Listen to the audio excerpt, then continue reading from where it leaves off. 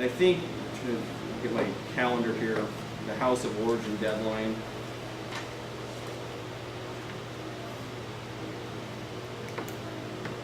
is the 31st of May. So any bill that was introduced in the Assembly has got to be voted out of the Assembly off the floor by the end of this month.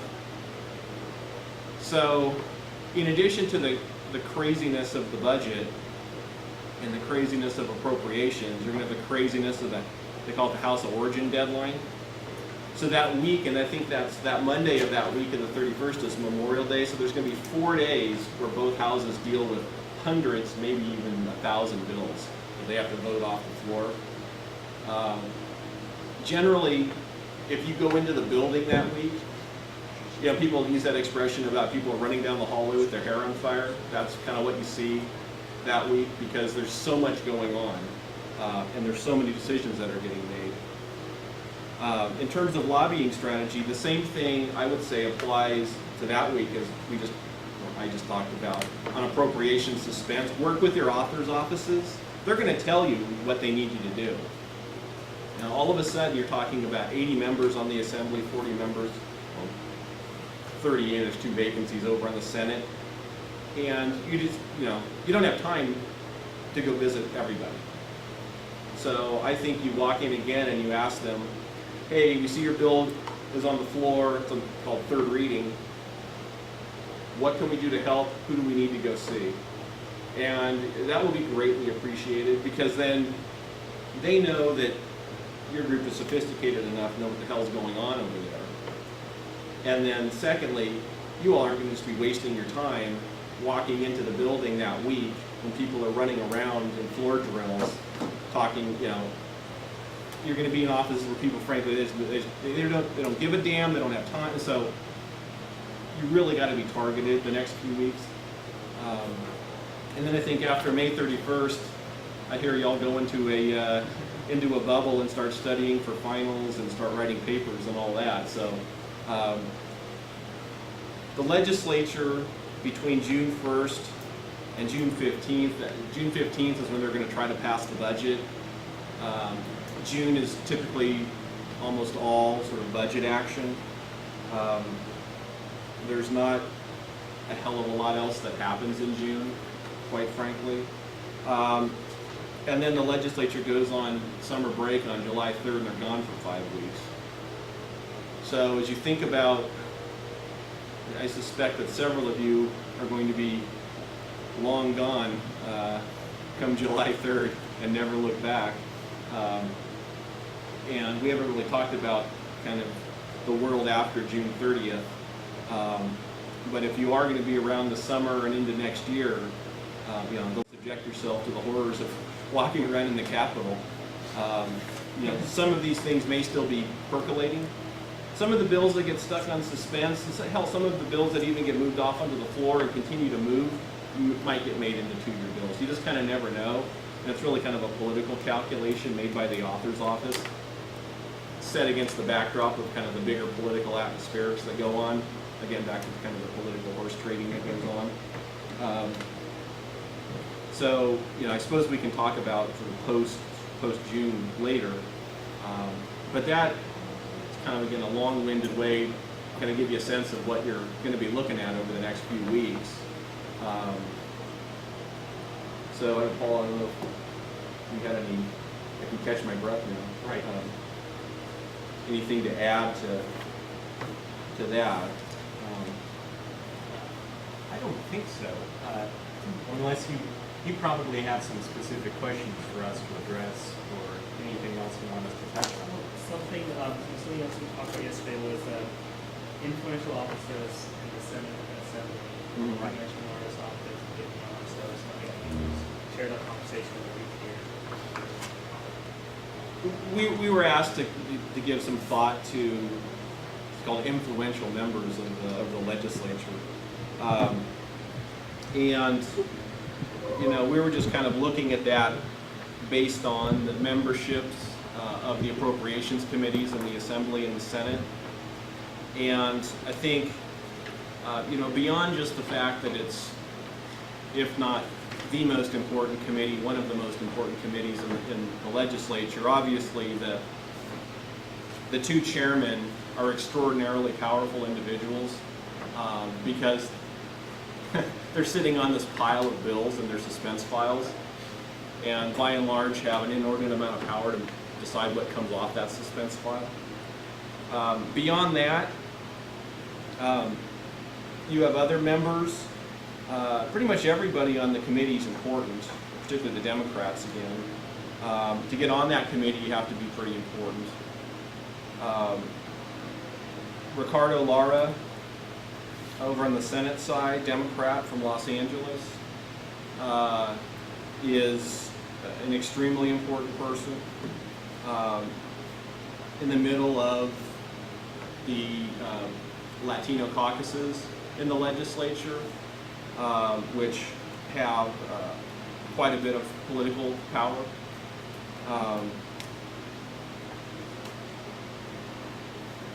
Let's see who else. We talked a little bit yesterday about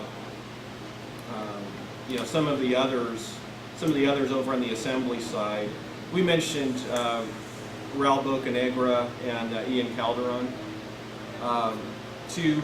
They're both freshman Democrats from Los Angeles County.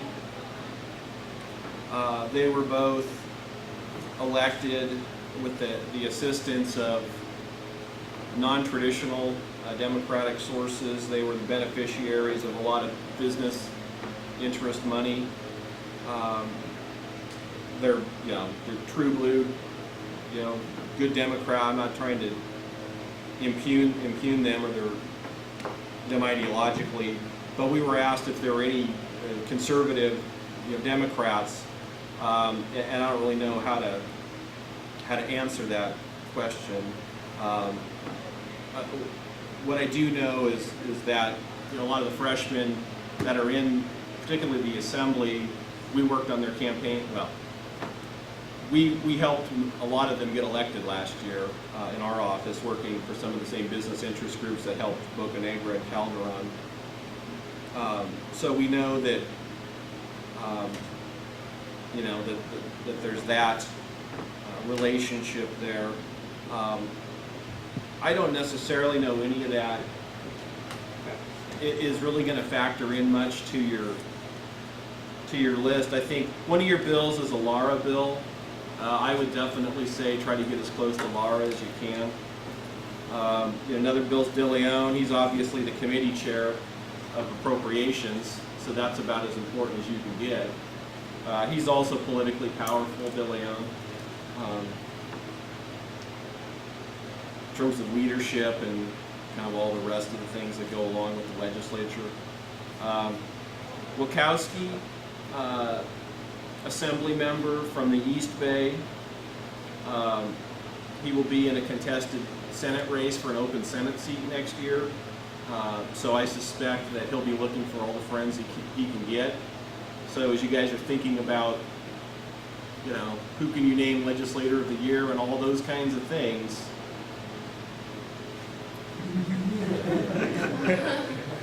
someone like that would probably be greatly appreciative of getting a kudo like that, something else to put onto his letterhead of all the awards he's gotten.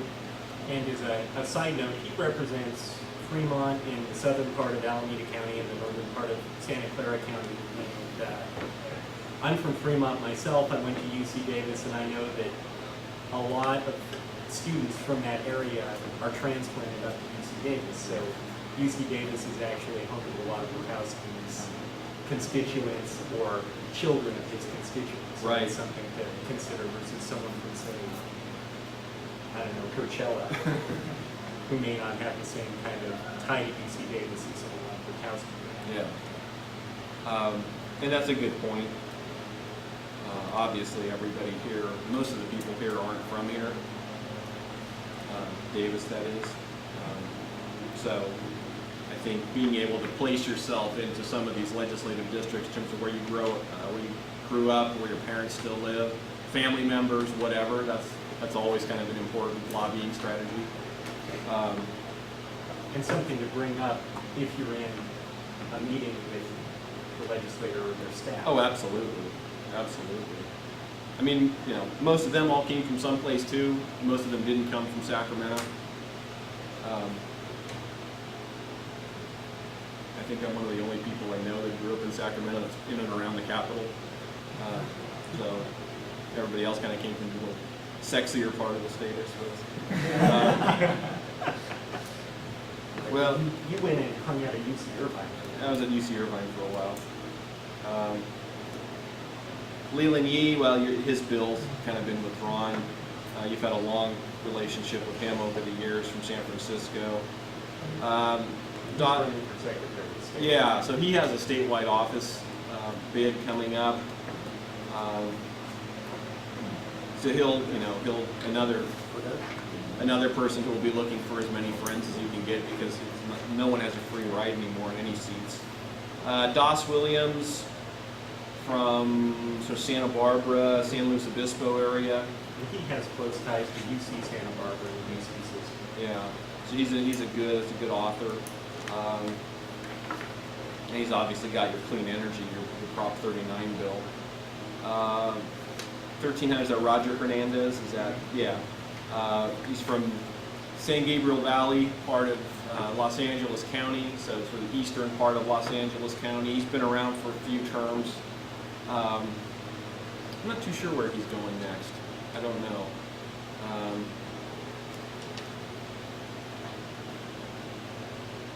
So that's kind of, oh, and then you have 832, that's Shirley Weber from San Diego, Chula Vista, freshman. She's been a college professor and a dean down in the San Diego area, I think at a CSU. I think so. And she was also on the San Diego school board. Yeah, so she's got a yeah. pretty deep connection to education. Yeah. K through 12 and higher. Yeah. She, I think she is, or was, chairwoman of the, let's say, African American Studies program at CSU San Diego. Actually, I have Yeah. a biography. Yeah. What's that? Is that, yeah, that may be.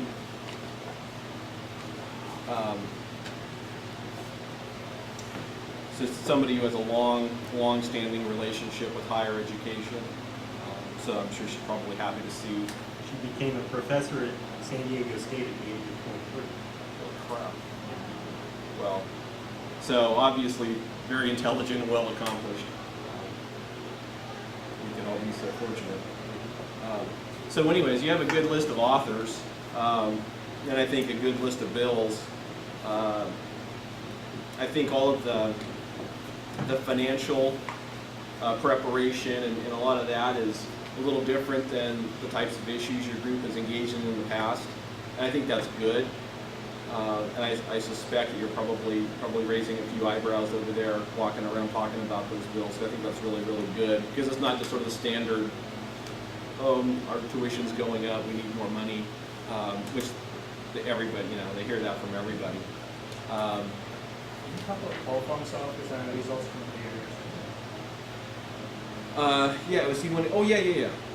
Yeah, Paul Fong. I think he was on a community college board in in the San Jose area. I guess sort of the western part. What they call it, the Highway 84, 85 corridor over there. And he's been in for 08. I think he was elected in 2008. I don't know a lot more about him than that. I don't know where he's trying to position himself to move up, if at all.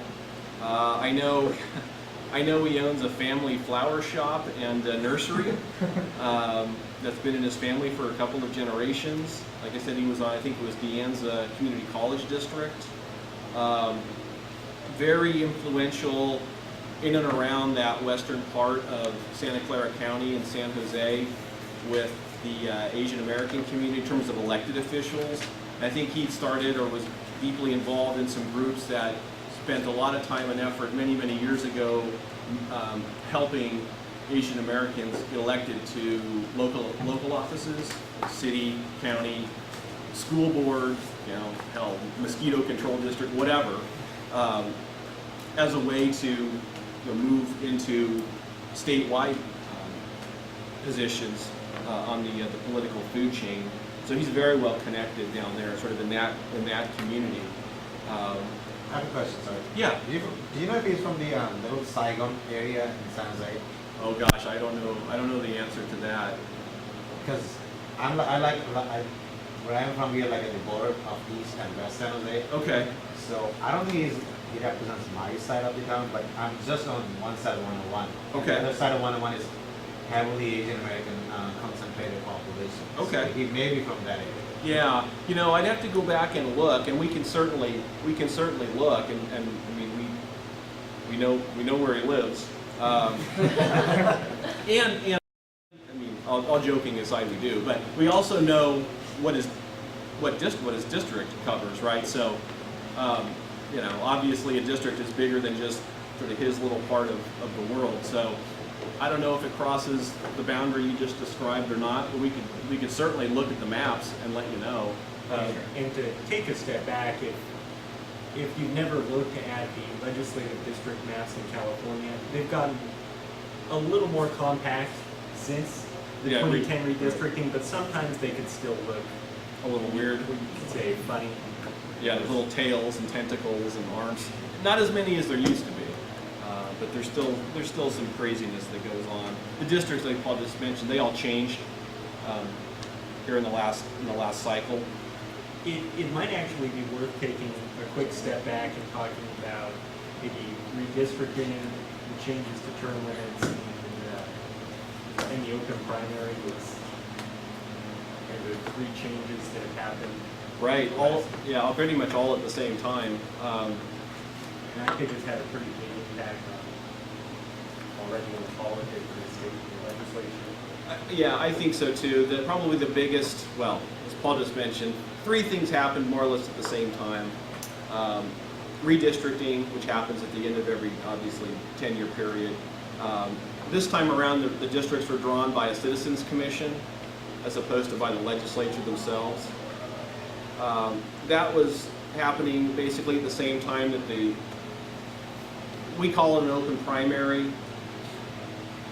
Basically what it means is the top 2 vote getters in June in the primary move on to November, and in a couple of dozen of the legislative races, that meant that either 2 Democrats or 2 Republicans moved on to face each other in November.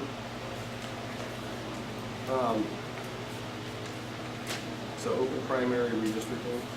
And the third was a change in term limits. Oh, yeah. So then,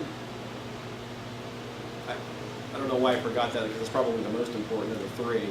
All these things have changed because of ballot initiatives. Term limits changed as well. It used to be you got 6 years in the Assembly and 8 years in the Senate. That was changed, and now this newest class that just came in, a freshman, get to enjoy the new system of term limits, which is you get 12 years, and you can do it wherever you want. So what that's going to mean, we think, is that folks aren't going to be constantly trying to jump between the Assembly and the Senate and always looking for the next seat. And it will very likely also mean that in addition to that sort of day-to-day worrying about the next office and the next campaign not being there, the luxury of having 12 years as opposed to just 2 or 4 or 6 before you think you got to jump is, again, people hope that the men and women that are elected from here on out are going to have more time to become expert in the policy areas, learn also the process of the legislature, and one of the downsides of term limits that everybody sort of had to wrap their brains around the last 10 years or so was that a lot of the members that were term limited out initially back in the early to mid 90s had been in the legislature for 20, 30 years. And the critics of the legislature said, oh, well, they're just sitting over there ossifying and nothing ever happens and blah, blah, blah, blah, blah. Well, those people that had become really the policy experts in their various committee areas, education, transportation, health and human services, once they all were gone and term limited out, they had freshmen coming in that were taking those committee chairmanships, who honestly, not only did they not know anything really about the issue area, they didn't have the institutional knowledge and memory of the fact that many of the issues that they were going to confront had come into that committee and been confronted year after year in one form or another for going back 10 or 20 years.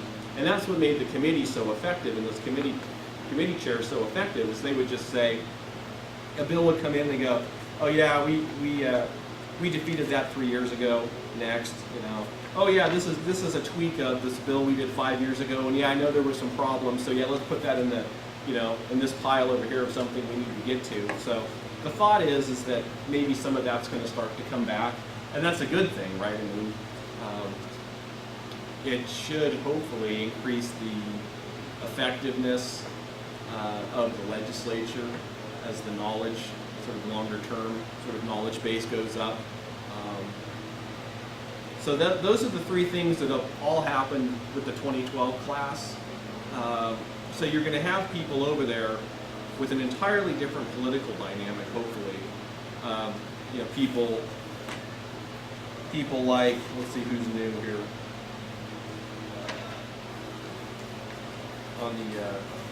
We talked about Ian Calderon and Raul Bocanegra. Very likely they're going to be in those seats for a while.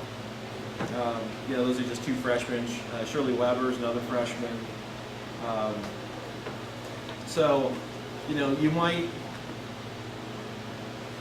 unfortunately, you all don't have the luxury of time, since I suspect you're all either going to be graduating or moving on. But, I think the folks that come after you may get to enjoy some of the different political environment inside the Capitol building. Hopefully it means that legislators aren't just chasing headlines like they kind of had to the last 10 to 15 years, because that's how you ran for the next office. Hopefully they're really going to spend more time trying to dig into kind of the nuts and bolts of some of these policy issues. So, I will bet you that right now there are political science professors here on this campus and PhD students on this campus that are sitting around writing dissertations about this change in the legislature and what all these things mean. And there were all kinds of what's the best, I guess, political pundits wrote column after column about things changed. No, you're full of crap. They didn't change. So it's still early. This was the first election where all this kind of came together. We know things changed just because we were involved in probably something like 48 or 50 of the legislative campaigns last year, and they weren't anything like, most of them were not anything like prior years, by and large because we had two Democrats running against each other in November, or two Republicans, and those are most of the things we were involved in, and that never really happened in November. So I guess some people think that that's going to create more moderate. I mean, moderate is not the pejorative word, but moderate, sensible, willing to work with the other side, open-minded, not sort of lockstep in with the interest groups on one side or the other. And I think we know that there are members that were elected as freshmen in 2012, both Republicans and Democrats, that fall into that category. We had projects we were working on both sides. We were working for the quote-unquote more moderate Republican running against, the crazy Republican in November, just like we were working for on behalf of the more moderate Democrat running against, the crazy Democrat. And they didn't all win, but a lot of them did win, the more moderate, who was perceived to be the more moderate. And we'll just kind of see how that plays out. And again, your political science professors are going to be writing papers and journal articles about all this for the next 10 years, trying to figure it all out. So any other questions? I feel like I'm doing all of the talking. Do you have more questions here, guys? Anyone about the package and anything that Paul and Mark talked about or we talked about today? Yeah, go ahead. This is just a light question. There aren't any districts that look like archipelagos, right? Or like they're just one section and it's like one big, it's like it's on a piece or, You know, that's a good question. well, I was hoping that wasn't. Are you from Treasure Island? I don't think it's quite as crazy in terms of the geometric shapes of the districts as it had been in the past. But there are still districts that look a little funky. They're not, again, like Paul said, they're not as funky. We have a big map in our office that has, you know, and you can go on the Citizens Commission website and see all the districts. I think it's wedrawthelines.com. We'll send that link to Karan. Yeah. to distribute it. Yeah, it's certainly worth looking at. Sorry, what is it called, the website? I think it's wedrawthelines.com. If you just Google We Draw the Lines Citizen Commission, it's that Citizens Commission that drew all the new districts, and they have different PDF, and then they have, I think there's some GIS versions of all the new legislative districts, and you'll see them on there. They actually have I think they have a GIS overlay over Google Maps, which means not only can you see the districts, but if you plug in your home address or any you can other see address in the where state, it'll show you you. are, what districts you're in, which is really nice. They also have, on the front page where you go to where the maps part of their website is, they have a link with the 2001, the old maps, and then the new ones, so you can kind of see how they play off each other. So we have them up on big foam boards in our office, just so we, you know, it's just like, where's this person from, and everything changed, and no one really knows where in the hell anything is anymore. It's like, oh, that's the old, you know. So everybody, it's funny. You talk to people in the Capitol, and they'll talk about the districts, and they'll say, oh, that's the 60th district. Well, yeah, that's the old 48th district, right? It's everybody kind of remembers because we just used these districts for 10, 11 years. The last 10, 11 years, and now they all change. It doesn't help that half the senators are still representing old districts. Yeah, well, that's a whole different problem. So, yeah, there was one other thing I was going to say.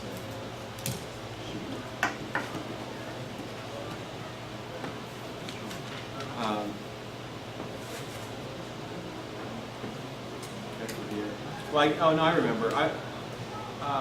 I was just going to say that I'm really impressed with your bill package this year. I think you guys are really, and this is really impressive. Because I really like all the financial stuff. You know, and I don't know how you've been greeted and perceived and talked about over in the Capitol, but hopefully they, you know, the folks over there appreciate the hard work you guys are doing. So, how many are going to be around next year? How many are graduating? Graduating? No, I'll be Around? Yeah. You gonna subject yourself to this craziness again next year?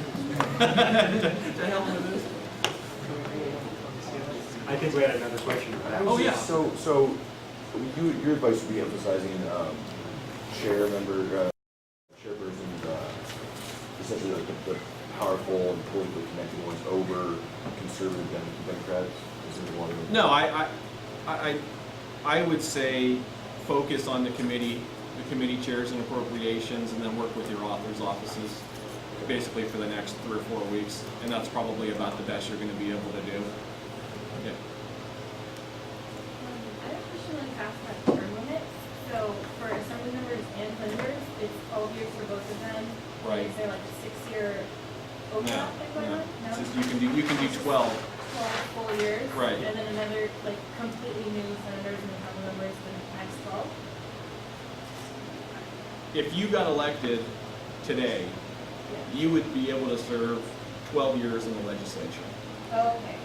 And where you spent that 12 years, Any combination. So you can jump between assembly and... you can still jump, Oh, but you okay. still, your clock is, It's that limit. yeah, you're counting down on a 12-year clock. Oh, okay. Yeah. You can do 2 years in the assembly, move to the Senate for 4 years, go back to the Yeah. assembly for 2 years, Yeah. and another 4 years in Yeah. the Senate. Any combination you want, Okay. as long as you don't exceed 12 years.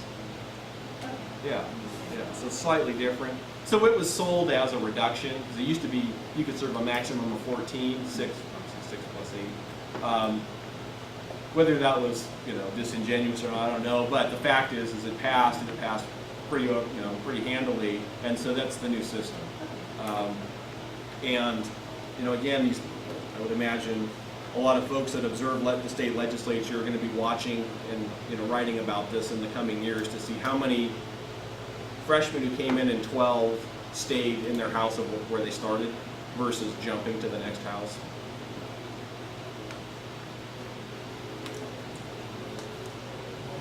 Just a quick comment on that one. I think it kind of allows a person to stay in either assembly or senate before you have to move out of assembly after 6 years or out of senate after 8 years. Now you have up to 12 years to spend in one house of your choice, which used to be so. So I guess the idea, again, getting back to the point you're based on that, is it's allowed to be more familiar with the system. Yeah, most of the over the last few years, people that came into the assembly, they knew they only had 6 years, which is, a heartbeat. And most of them didn't last 6 years because they always wanted to jump up into the Senate where you could spend 8 years. So most of the assembly members that came in under the old term limit system, probably the average was maybe 4, probably more likely 2. You'd serve a term, oh, Senate seat opened up, I'm jumping, right? And that's just the way it worked. So you could imagine that the focus, if you knew you only had a couple of years, you were going to be campaigning. And I mean, just kind of out of necessity, you were going to be campaigning. Rather than, I'm going to dig into, energy efficiency at the UC schools, or, higher education funding, or financial privacy, or Medi-Cal, or whatever, right? I mean, there's a million issues out there that desire attention, and hopefully we'll get a little bit more now. Just wanted to take a group picture before we leave for today, and also I know we have some new faces sitting at the table today, so have a small note for you guys. If you can, just kind of provide us with your pass it down, just your name, major, what year you were in, and Beth, if you like to get involved in the process of the lobby visits and stuff, I'll encourage you guys to provide your cell phone number as well, so I think that's the quickest way to reach people. Thank you, Mark and Paul, for being here today. Yeah, thanks for having us come out again. This is always enjoyable for us to get out of the downtown and actually go see real people. Yeah, we have a festival going on today as well, so you can see lots of people on campus. Oh yeah, it's. And thanks to everyone who came in today. I guess it's a weekend. It's a Fuller Festival on campus, so it does. Thank you for making lobby for a part of your schedule with the weekend and without your company. We enjoyed your company here. I'm not sure if there's food left, but you can help yourself with food.